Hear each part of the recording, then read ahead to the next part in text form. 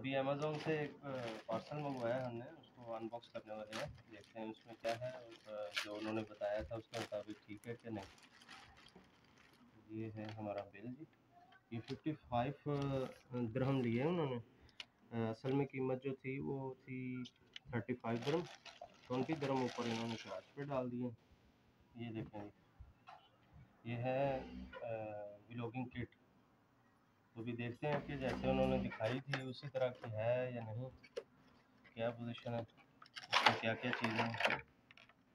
लो जी, ये देखें, सबसे पहले तो ये है माइक हमारा, ठीक है। ये है रिमोट, ब्लूटूथ वाली है ये।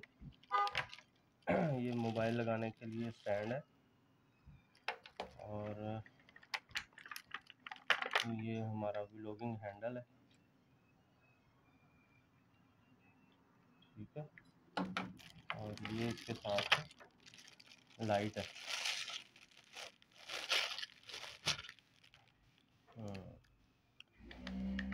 अच्छा जी, इसमें सेल डलेंगे, ठीक हो गया।